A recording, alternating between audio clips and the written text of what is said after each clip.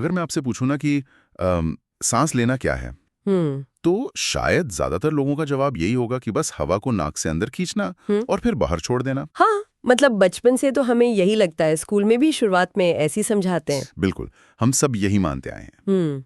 लेकिन आज की इस डीप डाइव में ना हम इस टॉपिक की गहराई में उतरेंगे। हमारा मकसद है ह्यूमन रेस्पिरेटरी सिस्टम के उस जादू को समझना जो हमें हर सेकंड जिंदा रखे हुए है। सही कहा। और आज के जो हमारे सोर्सेज हैं, जो टेक्स्ट हमने रिव्यू किए हैं, वो बहुत ही क्लियर तरीके से समझाते हैं कि असल कहानी क्या है। तो इस चर्चा में हमारा main focus high school biology के उन कॉन्सेप्ट्स पर रहेगा जिन्हें शायद हमने कभी बस रट्टा मार लिया था, लेकिन ठीक से महसूस नहीं किया। तो मैं ये कह रहा था कि क्या हो अगर मैं कहूँ कि ये जो हवा अंदर बाहर करना है, ये तो सिर्फ एक डिलीवरी बॉय का काम है। बहुत ही बढ़िया तरीके से कहा आपने इसे, क्योंकि सांस लेने की वो प्रक्रिया जिसे हम देख या महसूस कर सकते हैं, विज्ञान की भाषा में वो केवल एक्सटर्नल रेस्पिरेशन है। मतलब बाहरी श्वास। हाँ, सिर्फ गैसों की अदला बदली, वायुमंडल से ऑक्सीजन को शरीर के अंदर लाना और कार्बन डाइऑक्साइड को बाहर का रास्ता दिखाना। तो फिर असली सांस लेना कहाँ हो रहा है? असल कहानी तो तब शुरू होती है ना, जब वो ऑक्सीजन शरीर की गहराई में हमारी अरबों कोशिकाओं यानी सेल्स के अंदर पहुंचती है। अच्छा। इस दूसरी प्रक्रिया को हम सेल्यूलर रेस्पिरेशन या कोशिकीय श्वसन कहते हैं। इसमें होता ये है कि ऑक्सीजन का इस्तेमाल करके हमारे खाए गए भोजन को तोड़ा जाता है ताकि जीवन को चलाने के लिए एनर्जी मिल सके। तो मतलब हवा अंदर खींचना सिर्फ फैक्ट्री तक कच्चा माल पहुंचाने जैसा है। बिल्कुल, असली प्रोडक्शन तो उन छोटी छोटी सेल्स के अंदर चल रहा है। अब अगर सांस लेने का असली मकसद सिर्फ हवा अंदर बाहर करना नहीं, बल्कि शरीर के लिए एनर्जी बनाना है, तो मेरे दिमाग में एक सवाल आता है। बताइए। ये जो खाने से एनर्जी निकलती है, वो शरीर में स्टोर कैसे होती है? मतलब अगर मैं इसे ऐसे सोचूं कि मान लीजिए हम एक बहुत बड़े और व्यस्त बाजार में हैं। ठीक है। और मुझे फल खरीदने हैं या कपड़े लेने हैं, तो मैं सीधा अपना कोई सामान देकर दूसरी चीज तो नहीं ले सकता ना? मुझे एक करेंसी या मुद्रा की जरूरत होती है। हाँ, पैसे चाहिए होंगे। वही सही करेंसी है तो आप बाजार में कुछ भी कर सकते हैं। तो क्या हमारे शरीर का सिस्टम भी किसी ऐसी ही एनर्जी करेंसी पर चलता है? एकदम परफेक्ट एनालॉजी है ये। हाँ, और वो करेंसी इतनी जरूरी है कि उसके बिना आप अपनी पलक भी नहीं झपका सकते। बाप रे। तो ये करेंसी है क्या? जब कोशिकाओं के अंदर भोजन, मुख्य रूप से ग्लूकोज, टूटता है, तो जो एनर्जी निकलती है ना, शरीर उसे सीधे इस्तेमाल नहीं कर सकता। अच्छा, सीधा यूज नहीं होता? नहीं, कोशिकाएं उस एनर्जी को एक खास मॉलिक्यूल में पैक कर देती हैं। इस मॉलिक्यूल का नाम है एटीपी। एटीपी? हाँ। तो ये एक तरह की रिचार्जेबल बैटरी की तरह काम करता है? बिल्कुल, एक बैटरी की तरह। जब भी शरीर की किसी भी मशीनरी को काम करना होता है, चाहे वो दिमाग का सोचना हो या आपके पैरों का दौड़ना, कोशिका एक एटीपी के अणुओं को तोड़ती है। और दिलचस्प बात यह है कि जब एटीपी का एक अणु टूटता है तो उससे एक फिक्स्ड अमाउंट में एनर्जी निकलती है। ये मात्रा है 30.5 किलो जूल प्रति मोल। 30.5 किलो जूल प्रति मोल, मतलब कोई रैंडम अमाउंट नहीं है, एकदम नपातोला सिस्टम है। हाँ, कोशिका को मालूम है कि 8 एटीपी खर्च करने पर ठीक कितनी एनर्जी मिलने वाली है, और यही इसे एक परफेक्ट करेंसी बनाता है। जहां जितनी जरूरत हो उतने एटीपी खर्च कर दिए जाते हैं। बिल्कुल, बिना इसके जीवन की कोई भी छोटी या बड़ी गतिविधि होना नामुमकिन है। ठीक है, तो हमारी जिंदगी की करेंसी तय हो गई, एटीपी। लेकिन अब मुझे ये समझना है कि इस एटीपी को बनाया कैसे जाता है। मतलब हम जो खाना खाते हैं, जो ग्लूकोज शरीर में जाता है, उससे ये एनर्जी निकाली कैसे जाती है? क्या ये हमेशा एक ही फिक्स तरीके से होता है? शुरुआत तो हमेशा एक ही तरीके से होती है। ग्लूकोज एक 6 कार्बन वाला मॉलिक्यूल है। हाँ। जब ये कोशिका के लिक्विड हिस्से में, जिसे हम साइटोप्लाज्म कहते हैं, वहां प्रवेश करता है, तो सबसे पहले टूटकर एक छोटे 3 कार्बन वाले मॉलिक्यूल में बदल जाता है। इसे पाइरूवेट कहते हैं। तो ग्लूकोज से पाइरूवेट बन गया, ये पहला कदम हो गया। हाँ, और इस कदम में थोड़ी सी एनर्जी भी बनती है। लेकिन इसके बाद ये पाइरूवेट आगे कैसे टूटेगा और कितनी एनर्जी देगा, ये पूरी तरह से इस बात पर निर्भर करता है कि वहां ऑक्सीजन मौजूद है या नहीं। अच्छा, मतलब ऑक्सीजन डिसाइड करेगी आगे का रास्ता। बिल्कुल। इसके बाद के सफर के 3 अलग-अलग रास्ते हो सकते हैं, जो हमारे सोर्सेज में बहुत क्लियरली बताए गए हैं। 3 रास्ते? तो चलिए सबसे पहले उस आइडियल रास्ते की बात करते हैं जो हमारे शरीर में नॉर्मल कंडीशन में होता है। ठीक है। मतलब जब हम आराम से सांस ले रहे हैं और शरीर में भरपूर ऑक्सीजन है। वो है एरोबिक रेस्पिरेशन, या जिसे वायवीय श्वसन कहते हैं। इस स्थिति में साइटोप्लाज्म में बना वो पायरुवेट कोशिका के पावर हाउस यानी माइटोकॉन्ड्रिया के अंदर चला जाता है। पावर हाउस में एंट्री हो गई। हाँ, वहां भरपूर ऑक्सीजन उसका इंतजार कर रही होती है और ऑक्सीजन की मदद से ये पायरुवेट पूरी तरह से टूट जाता है। इसका कंप्लीट ब्रेकडाउन हो जाता है। तो बायो प्रोडक्ट क्या क्या निकलते हैं इसमें? इस प्रक्रिया के अंत में बचता है कार्बन डाइऑक्साइड, पानी और बहुत सारी एनर्जी। बहुत सारी एनर्जी मतलब अगर हम एटीपी में गिने तो कितने एटीपी? एक ग्लूकोज के मॉलिक्यूल से लगभग 36 एटीपी के अणु बन जाते हैं। ओहो, 36 एटीपी, ये तो काफी अच्छा खासा अमाउंट है। हाँ, इंसानों को इतनी ही एनर्जी चाहिए होती है। लेकिन क्या हो अगर किसी जीव के पास ऑक्सीजन हो ही ना? जैसे यीस्ट है जो एक तरह की फफूंद होती है जिसे हम बेकिंग वगैरह में इस्तेमाल करते हैं। वो ऑक्सीजन के बिना कैसे जिंदा रहती है? वहां दूसरा रास्ता काम आता है, एनारोबिक रेस्पिरेशन यानी अवायवीय श्वसन। अच्छा। यीस्ट जैसे एक कोशिकीय जीवों में ऑक्सीजन के बिना ग्लूकोज का ब्रेकडाउन होता है। इसमें पायरुवेट माइटोकॉन्ड्रिया में जाने के बजाय साइटोप्लाज्म में ही रह जाता है, क्योंकि ऑक्सीजन तो है नहीं वहां। बिल्कुल, और इसलिए पायरुवेट पूरी तरह से टूट नहीं पाता। इसका अधूरा ब्रेकडाउन होता है। अधूरा ब्रेकडाउन, तो फिर इसमें पानी और कार्बन डाइऑक्साइड तो नहीं बन रहे होंगे? नहीं, इसमें बनता है इथेनॉल जो एक तरह का अल्कोहल है और साथ में कार्बन डाइऑक्साइड। अच्छा, इसे ही हम फर्मेंटेशन या किण्वन कहते हैं ना? एकदम सही। और सबसे बड़ी बात, क्योंकि यहाँ ब्रेकडाउन अधूरा है तो एनर्जी भी बहुत कम बनती है, सिर्फ 2 एटीपी। सिर्फ 2 एटीपी? मतलब एरोबिक में जहाँ 36 एटीपी बन रहे थे यहाँ सिर्फ 2? हाँ, बहुत बड़ा अंतर है। ये तो ऐसा हो गया ना कि एक आदमी उसी काम के लिए 36 रुपए कमा रहा है और दूसरा सिर्फ 2 रुपए। ये साफ दिखाता है कि इंसानों या बड़े जानवरों के लिए ऑक्सीजन इतनी जरूरी क्यों है। बिल्कुल, हम 2 एटीपी की कमाई पर अपना इतना बड़ा शरीर नहीं चला सकते। सही बात है। और यही बात हमें तीसरे रास्ते की तरफ ले जाती है। रुकिए, मैं गैस करने की कोशिश करता हूँ। पहला रास्ता ऑक्सीजन के साथ था, दूसरा बिना ऑक्सीजन के। तो तीसरा रास्ता क्या है? अगर मैं बहुत तेज दौड़ रहा हूँ, मेरी सांसें फूल रही हैं, शरीर को और एनर्जी चाहिए, लेकिन मेरे फेफड़े उतनी ऑक्सीजन नहीं खींच पा रहे हैं। हाँ। तो मेरी पैरों की मसल्स तो काम कर ही रही है ना? वहां क्या हो रहा है फिर? आप बिल्कुल सही जा रहे हैं। आपके पैरों की मसल्स उस वक्त ऑक्सीजन की कमी से जूझ रही होती हैं। ध्यान रहे, ये अनुपस्थिति नहीं है बल्कि कमी है, लैक ऑफ ऑक्सीजन। अच्छा, मतलब थोड़ा है पर काफी नहीं है। हाँ, जब मसल्स को अचानक बहुत ज्यादा एटीपी की जरूरत होती है और ऑक्सीजन की सप्लाई कम पड़ जाती है, तो शरीर पायरुवेट को तोड़ने के लिए एक इमरजेंसी रास्ता अपना लेता है। इमरजेंसी रास्ता? तो उसमें क्या बनता है? इस स्थिति में पायरुवेट टूटकर लैक्टिक एसिड में बदल जाता है। यहाँ भी एनर्जी बहुत कम बनती है।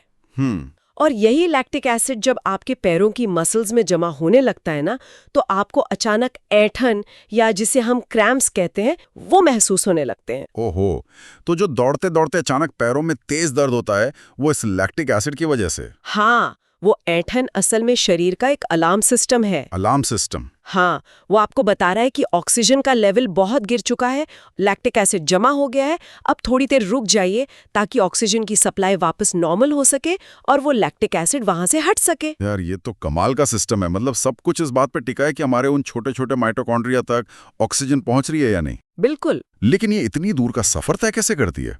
मुझे ना इस रेस्पिरेटरी सिस्टम के प्लम्बिंग वर्क को समझना है। ये हवा बाहर से अंदर जाती कैसे है? तो चलिए इसके नक्शे को समझते हैं। ये सफर शुरू होता है हमारे नासाद्वार यानी नाक के छिद्रों से, और यहीं से प्रकृति की बेहतरीन इंजीनियरिंग शुरू हो जाती है। वो कैसे? नाक के अंदर महीन बाल होते हैं और एक चिपचिपा पदार्थ होता है जिसे म्यूकस या श्लेष्मा कहते हैं। तो ये एक तरह का इनबिल्ट एयर फिल्टर है? बिल्कुल वही है। ये हवा में मौजूद धूल मिट्टी और बैक्टीरिया को अंदर जाने से रोकता है। यहाँ से छनने के बाद शुद्ध हवा गले में जाती है, फिर हमारे वॉइस बॉक्स यानी कंठ से होते हुए हमारी श्वास नली जिसे ट्रेकिया कहते हैं उसमें उतरती है। श्वास नली के बारे में ना मैंने सोर्सेज में एक बहुत दिलचस्प चीज पढ़ी थी। क्या? जब हम किसी पाइप से बहुत तेज हवा खींचते हैं तो वो पाइप अंदर की तरफ बिचक जाता है। हाँ, सही कहा। जैसे वैक्यूम क्लीनर का पाइप। लेकिन वैक्यूम क्लीनर का पाइप बहुत सख्त होता है, और उसमें गोल गोल छल्ले बने होते हैं ताकि मशीन जब पूरी ताकत से हवा खींचे तो वो पाइप कोलैप्स ना हो। क्या हमारी श्वास नली भी ऐसे ही काम करती है? एकदम सटीक तुलना है ये। हमारी श्वास नली में भी उपास्थि के वलय या कार्टिलेज रिंग्स मौजूद होते हैं। Cartilage rings? हाँ, ये सी आकार के छल्ले श्वास नली को एक ढांचा देते हैं। हम चाहे जितनी तेज सांस खींचे, ये रिंग्स सुनिश्चित करते हैं कि हवा का दबाव कम होने पर भी हमारा वायुमार्ग हमेशा खुला रहे, कभी चिपके नहीं। गजब है। और ये श्वास नली आगे जाकर फेफड़ों में कैसे बढ़ती है? मैंने डायग्राम्स में देखा है कि ये किसी उल्टे पेड़ की तरह दिखती है। बिल्कुल उल्टे पेड़ जैसी ही होती है। श्वास नली आगे जाकर दो बड़ी ट्यूब्स में बढ़ जाती है, जिन्हें ब्रोंकाई कहते हैं। एक ट्यूब दाएं फेफड़े में जाती है और दूसरी बाएं। ठीक है। फेफड़ों के अंदर जाकर ये ट्यूब्स और भी पतली पतली शाखाओं में बढ़ती चली जाती हैं, जिन्हें ब्रोंक्यूल्स कहते हैं। लेकिन एक सेकंड, ये इतनी छोटी छोटी शाखाओं में क्यों बढ़ रही है? मतलब सीधा एक बड़े गुब्बारे जैसा फेफड़ा क्यों नहीं है जो हवा भर ले? इसे इतना माइक्रोस्कोपिक होने की क्या जरूरत है? क्योंकि अगर ये एक बड़ा गुब्बारा होता ना, तो हवा का सीधा संपर्क खून से बहुत कम जगह पर हो पाता। अच्छा। इसे ऐसे डिजाइन किया गया है कि ये पतली शाखाएं बिल्कुल अंत में जाके बहुत छोटे छोटे अंगूर के गुच्छों जैसे स्ट्रक्चर में खत्म होती हैं। अंगूर के गुच्छे? हाँ, इन सूक्ष्म गुब्बारों को एल्वियोलाई या कूपिका कहते हैं। इन्हीं कूपिकाओं में जाकर असली गैस एक्सचेंज होता है। तो ये कूपिकाएं हवा को खून में मिलाने का काम करती है? लेकिन इस पूरे रास्ते में हवा को धक्का कौन दे रहा है? मतलब? मेरा मतलब है कि फेफड़े तो सिर्फ एक स्पंज की तरह है। उनके पास तो खुद की कोई मांसपेशी नहीं है जो उन्हें फुलाए या सिकुड़ सके। तो सांस अंदर बाहर हो कैसे रही है? इसके लिए हमें फेफड़ों के ठीक नीचे मौजूद एक बहुत बड़ी और अहम मांसपेशी की बात करनी होगी, डायाफ्राम। डायफ्राम? हाँ, ये एक गुंबद या डोम के आकार की मसल है जो फेफड़ों के बेस पर होती है। जब हम सांस अंदर लेते हैं यानी इनहेलेशन करते हैं, तो ये डायाफ्राम नीचे की तरफ खिंचकर एकदम चपटा हो जाता है। साथ ही हमारी पसलियों के बीच की पेशियां पसलियों को ऊपर और बाहर की तरफ खींचती हैं। मैं इसे विजुलाइज करने की कोशिश कर रहा हूँ। पसलियां बाहर आईं और डायफ्राम नीचे गया। हाँ। इससे हमारी छाती की कैविटी, जिसे हम थोरैसिक कैविटी कहते हैं, उसका स्पेस बढ़ गया। बिल्कुल, स्पेस यानी वॉल्यूम बढ़ गया। और फिजिक्स का सीधा सा नियम है, अगर एक बंद जगह का वॉल्यूम बढ़ेगा तो अंदर का प्रेशर कम हो जाएगा। अच्छा। तो हमारे फेफड़ों के अंदर का प्रेशर बाहर के वायुमंडल से कम हो जाता है और बाहर की हवा तेजी से अंदर फेफड़ों में भर जाती है। और सांस छोड़ते वक्त यानी एक्सहेलेशन में इसका ठीक उल्टा होता होगा? एकदम उल्टा। पसलियों की पेशियां रिलैक्स हो जाती हैं, डायाफ्राम वापस ऊपर उठकर अपने उसी गुंबद वाले आकार में आ जाता है। तो स्पेस कम हो गया? हाँ, स्पेस कम हो जाता है, फेफड़ों पर दबाव पड़ता है और कार्बन डाइऑक्साइड वाली हवा बाहर की तरफ धकेल दी जाती है। ये एक रिदमिक पंप है जो हमारी पूरी जिंदगी बिना रुके चलता रहता है।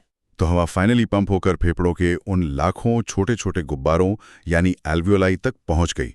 अब मुझे इन एल्वियोलाई के सरफेस एरिया यानी क्षेत्रफल के बारे में कुछ ऐसा पता चला है जिसने सच में मेरे होश उड़ा दिए। मैं समझ सकती हूँ कि आप किस आंकड़े की बात कर रहे हैं। ये वाकई हैरान करने वाला है।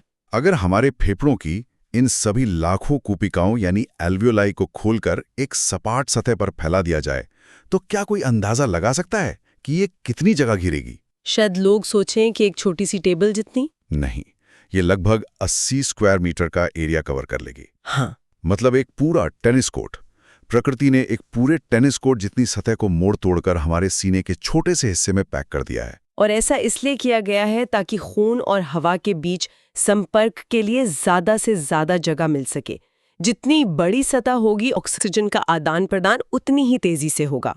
लेकिन ये आदान प्रदान होता कैसे है? हवा तो एल्वियोलाई के अंदर है और खून उसके बाहर नसों में। कूपिकाओं की दीवारें बहुत ही पतली होती हैं, इतनी पतली कि उनके ठीक ऊपर खून की बारीक नसों का एक घना जाल बिछा होता है। यहाँ जो प्रोसेस काम करता है उसे डिफ्यूजन या विसरण कहते हैं। डिफ्यूजन? हाँ, डिफ्यूजन का नियम बहुत सिंपल है। कोई भी चीज अपनी ज्यादा मात्रा वाली जगह से कम मात्रा वाली जगह की तरफ भागती है। अच्छा, हाई कॉन्सेंट्रेशन से लो कॉन्सेंट्रेशन। बिल्कुल।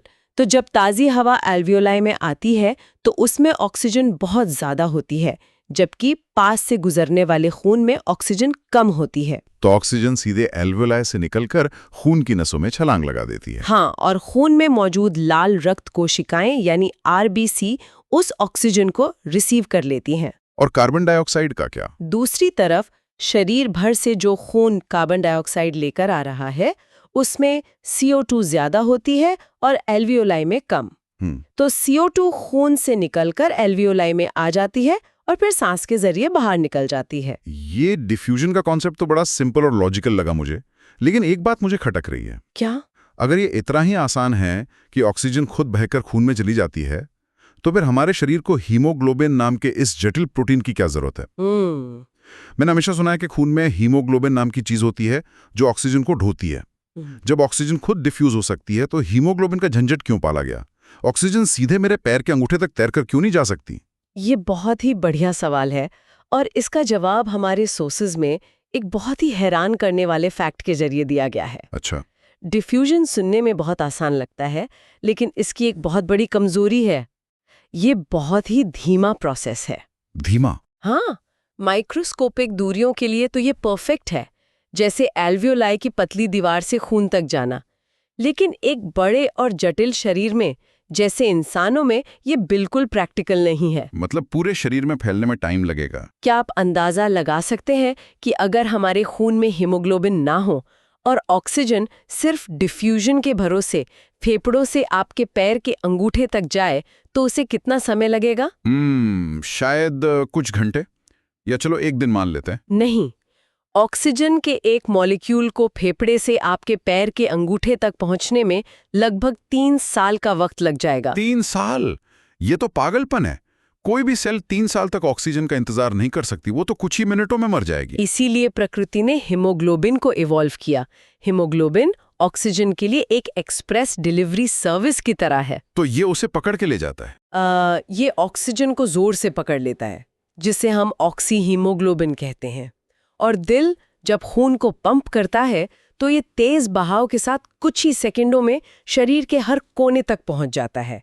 बिना हीमोग्लोबिन के हम जैसे बड़े जीवों का जिंदा रहना नामुमकिन है। और कार्बन डाइऑक्साइड के लिए क्या? उसे भी वापस लाने के लिए हीमोग्लोबिन की डिलीवरी सर्विस चाहिए? कार्बन डाइऑक्साइड की कहानी थोड़ी अलग है। वो कैसे? CO2 की एक प्रॉपर्टी है कि वो पानी में बहुत आसानी से घुल जाती है, इसलिए उसे वापस फेफड़ों तक लाने के लिए हीमोग्लोबिन की उतनी जरूरत नहीं पड़ती। अच्छा, तो वो कैसे आती है? वो ज्यादातर हमारे खून के लिक्विड हिस्से यानी प्लाज्मा में घुलकर ही फेफड़ों तक वापस आ जाती है। ये सब सुनकर सच में ऐसा लगता है कि इंसानी शरीर एक बहुत ही हाईटेक और फाइन ट्यून्ड की हुई मशीन है। बिल्कुल है। लेकिन अगर हम इस हवा और फेफड़े वाले सिस्टम से बाहर निकलें तो क्या पूरी दुनिया ऐसे ही सांस ले रही है? अगर मैं मछलियों की बात करूं, वो तो पानी में रहती हैं। वहाँ हवा तो है नहीं, फिर वो ऑक्सीजन कैसे निकालती हैं? पानी में रहने वाले जीवों का संघर्ष ना हमसे बहुत अलग और काफी मुश्किल होता है। क्यों? हवा में लगभग 21% ऑक्सीजन होती है, जो काफी है। लेकिन पानी में ऑक्सीजन गैस सिर्फ पानी के अंदर घुली हुई अवस्था में यानी डिसॉल्व्ड स्टेट में होती है, और इस घुली हुई ऑक्सीजन की मात्रा हवा की तुलना में बहुत ही कम होती है। मुझे इसका एक बहुत मजेदार उदाहरण याद आ रहा है। बताइए। ये ऐसा है जैसे मान लीजिए आप किसी बहुत ही पतली स्ट्रॉ से कोई बहुत ही गाढ़ी स्मूदी पीने की कोशिश कर रहे हो। आपको थोड़ी सी स्मूदी खींचने के लिए बहुत ज्यादा जोर लगाना पड़ता है और जल्दी जल्दी खींचना पड़ता है। एकदम सही एनालॉजी। मछलियों के लिए पानी में से ऑक्सीजन निकालना वैसा ही है। क्योंकि पानी में ऑक्सीजन कम है, इसलिए मछलियों को इंसानों की तुलना में बहुत तेजी से सांस लेनी पड़ती है। तो वो जल्दी जल्दी पानी पीती हैं? वे लगातार अपने मुंह से पानी अंदर लेती हैं और उसे अपने गलफड़ों यानी गिल्स से बाहर निकालती हैं। और गिल्स में खून की नसें उस पानी में से ऑक्सीजन सोख लेती हैं। हाँ, वहां भी वही डिफ्यूजन काम आता है। दूसरी तरफ अगर हम पौधों को देखें तो उनका सिस्टम सबसे सिंपल है। पौधों का? उन्हें तो कोई हीमोग्लोबिन या दिल की धड़कन की जरूरत नहीं होगी। बिल्कुल नहीं। तो वो कैसे गैस एक्सचेंज करते हैं? वे सीधे वातावरण के संपर्क में रहते हैं। पत्तियों में छोटे छोटे छेद होते हैं जिन्हें स्टोमेटा कहते हैं। हाँ, स्टोमेटा के बारे में पढ़ा है। तनों पर लेंटिसेल्स होते हैं और जड़ें मिट्टी के बीच फंसी हवा से सीधे ऑक्सीजन ले लेती हैं। उनका शरीर इतना विशाल और एक्टिव नहीं होता कि उन्हें बहुत तेज ऑक्सीजन सप्लाई चाहिए। ये देखना दिलचस्प है कि कैसे प्रकृति ने अलग अलग जरूरतों के हिसाब से डिजाइन तैयार किए हैं। लेकिन हमारा ये जो इतना एडवांस्ड रेस्पिरेटरी सिस्टम है, ये बहुत नाजुक भी है। हाँ, बहुत ज्यादा। हमारे सोर्सेज में इस बात पर जोर दिया गया है कि स्मोकिंग यानी धूम्रपान इस पूरे सिस्टम को बहुत तेजी से बर्बाद कर देता है। ऐसा क्यों होता है? यादें हमने शुरुआत में नाक और श्वास नली में मौजूद महीन बालों की बात की थी। हाँ, वो जो एयर फिल्टर का काम करते हैं, जिन्हें सिलिया कहते हैं। ये सिलिया लगातार एक झाड़ू की तरह काम करते हैं जो धूल और बैक्टीरिया को बाहर की तरफ धकेलते रहते हैं। ठीक है। जब कोई स्मोकिंग करता है तो सिगरेट के धुएं के जहरीले केमिकल सबसे पहले इस झाड़ू यानी सिलिया को जलाकर नष्ट कर देते हैं। बाप रे, तो मतलब फेफड़ों का सिक्योरिटी सिस्टम ही शटडाउन हो गया। हाँ, और जब सिक्योरिटी नहीं रहती तो सिगरेट के सारे हानिकारक केमिकल और बाहर के जर्म्स बिना किसी रोक टोक के सीधा फेफड़ों के अंदर उन नाजुक एल्वियोलाई तक पहुंच जाते हैं। और फिर नुकसान शुरू होता है। बिल्कुल, इससे बार बार इन्फेक्शन होता है, खांसी आती है और लंबे समय में ये सीधा लंग कैंसर का कारण बनता है। स्मोकिंग इस करोड़ों साल के इवोल्यूशन को कुछ ही सालों में राख कर देती है। बहुत ही डरावना है ये। तो आज की इस बातचीत से एक बात तो पूरी तरह साफ हो गई कि सांस लेना कोई सिंपल एक्शन नहीं है। बिल्कुल नहीं। ये एक कभी ना रुकने वाला बेहद कॉम्प्लेक्स साइकिल है। हम नाक से हवा खींचते हैं, वो फिल्टर होकर कार्टिलेज वाली ट्यूब से होते हुए एल्वियोलाई के इस विशाल टेनिस कोर्ट में पहुंचती है। वहां से ऑक्सीजन हीमोग्लोबिन की सुपरफास्ट एक्सप्रेस से शरीर की हर सेल तक जाती है ताकि उस ऑक्सीजन की मदद से ग्लूकोज टूट सके और हमें 36 एटीपी की वो एनर्जी करेंसी मिल सके जो हमें जिंदा रखती है, और बदले में बनी कार्बन डाइऑक्साइड वापस बाहर आ जाती है। एकदम परफेक्ट समरी। इस साइकिल का हर एक हिस्सा, चाहे वो 3 साल का सफर तय करने वाला डिफ्यूजन हो या डायफ्राम का पंप करना, अपने आप में विज्ञान का एक चमत्कार है। इस डीप डाइव को खत्म करने से पहले मैं एक ऐसा विचार छोड़ना चाहता हूं जो शायद हमारे श्रोताओं को आज रात गहराई से सोचने पर मजबूर कर दे। क्या है वो विचार? हमने जाना कि विसरण या डिफ्यूजन बहुत धीमा होता है, इतना धीमा कि ऑक्सीजन को फेफड़े से अंगूठे तक पहुंचने में 3 साल लग जाते। हाँ। जरा सोचिए, अगर प्रकृति के नियमों में डिफ्यूजन इतना धीमा ना होता, अगर ऑक्सीजन बिना किसी हीमोग्लोबिन के खुद ही सेकंडों में पूरे शरीर में फैल सकती, तो क्या होता? ओहो, ये तो बहुत ही गहरा सवाल है। क्या हमारे अंदर कभी इस धड़कते हुए दिल, इन खून की नसों और हीमोग्लोबिन जैसे जटिल सिस्टम्स का विकास होता? शायद नहीं। शायद जीवन आज किसी बिल्कुल ही अलग और बहुत ही साधारण रूप में विकसित होता।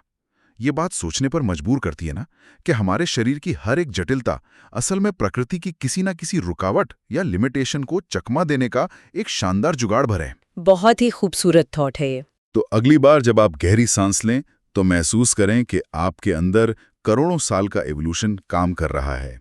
आज की इस डीप डाइव में बस इतना ही। जुड़ने के लिए शुक्रिया।